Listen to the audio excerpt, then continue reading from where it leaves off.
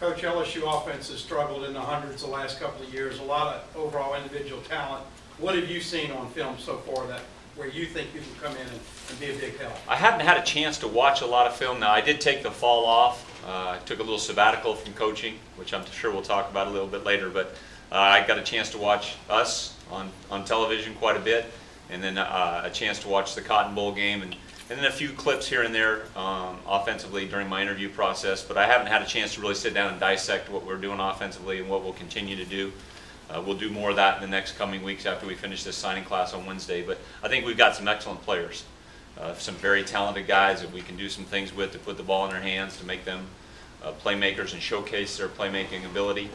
And so I'm excited about the parts of the puzzle that we have and fitting those together. Would you describe the ideal relationship between an offensive coordinator and a head coach, especially one with an offensive background? Well, I think Les and I are on the same page. We've known each other for a long time. I guess we can answer that question by going back and talking history a little bit. Les and I, our paths first crossed when I was at Texas A&M as an assistant, and Les was there. And then I had quite a few friends on the Dallas Cowboys staff. Ernie Zampese was a good friend of mine. His son Ken and I had worked together. And he was a consultant back with Dallas when Les was there as the tight end coach. And then when Les came back to Oklahoma State, we missed each other for a couple of years. His first couple of years he was there at OSU. I was with the Buffalo Bills. But then his last 2 years as the head coach at Oklahoma State before he came here to LSU were my first two at Tulsa. And so we actually played each other in 2004. And he got the best of me that day. So I've always had a tremendous amount of respect for Les in terms of his offensive philosophies. I think our philosophies mesh very, very well in terms of, like we talked about before, wanting to be a power running football team and couple that with a great downfield quick strike passing game. Do you prefer to be in the booth or on the field? That's a great question, and that's something we really haven't talked about with Les and I. Just initially, my thought process would be I'd prefer to be in the booth. I just think you can see things a lot better. There's obviously some pros and cons of each. When you're down on the field, you get a little bit better feel for the game. But I think with technology now, with headsets and ring-down phones, you can talk to the players. So initially my thought process would be that I would be upstairs, but that's something that could certainly change. And I've done it both ways as a play caller, and I've done it both ways during a season. There might be a point in time during the season where if I'm upstairs, I decide, I really need to be down on the field, I could do that. Or if I started on the field and felt like I wanted to go upstairs, I could do that too. So I just need a little zip line that I can get down there real fast if I need to during the game.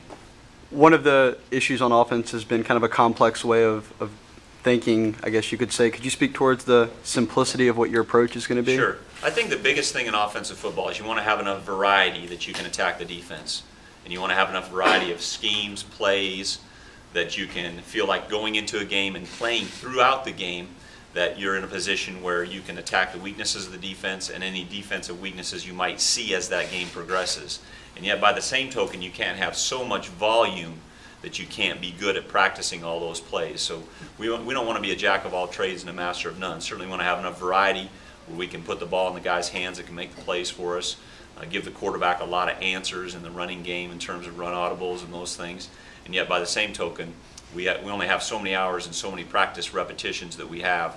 We want to be good at what I call hang your hat on them plays, where we can have a base offense, a staple offense, and then wrinkle off of those things. So the thing we do offensively, we teach concepts, passing game concepts, running game concepts, and then we'll wrinkle off of those from week to week, or as we go in through spring practice from day to day and install and teach Getting those. to be with a lot of these 2011 recruits and watch film on them, what are some of your general thoughts on the offensive talent coming in?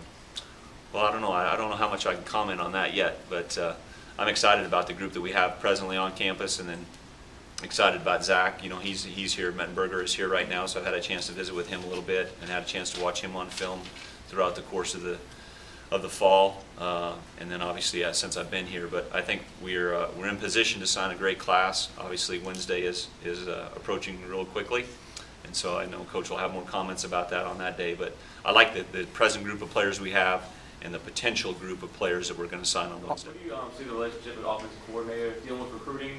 What kind of role do you want to take on as offensive coordinator recruiting?